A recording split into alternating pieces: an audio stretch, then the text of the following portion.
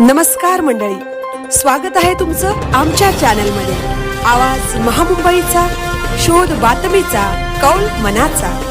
चला तर मग आमचे चॅनल लाईक करा, शेअर करा आणि सबस्क्राइब करा। धन्यवाद।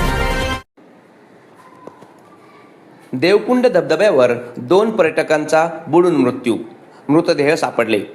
रायगड जिल्ह्यातील ताम्हिणी महामार्गावरील प्रसिद्ध देवकुंड धबधब्यावर 2 पर्यटकांचा बुडून मृत्यू झाल्याची दुर्दैवी घटना घडली आहे। मिळालेल्या माहितीनुसार 21 पर्यटकांचा एक गट 12 जुलै रोजी सायंकाळी सुमारे 4 वाजण्याच्या सुमारास देवकुंड धबधब्याजवळ गेला होता।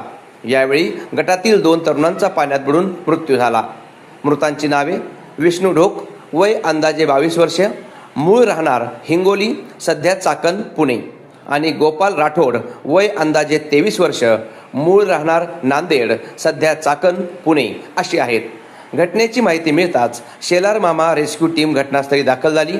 त्यांनी शोध मोहीम राबवून दोन्ही तरुणांचे मृतदेह बाहेर काढले। दरम्यान प्रशासनाने देवकुंड परिसरात प्रवेशबंदी लागू केली असतानाही पर्यटक तेथे कसे पोहोचले याबाबत प्रश्न उपस्थित होत आहेत। या प्रकरणी संबंधित यंत्रणांकडून पुढील चौकशी सुरू असून पर्यटकांनी पावसाळ्यात धोकादायक पर्यटन स्थळांवरील प्रशासनाच्या सूचनांचे काटेकोर पालन करण्याचे आवाहन करण्यात येत आहे। आवाज महामुंबईचा चॅनलसाठी धम्मशील सावंत, माणगाव।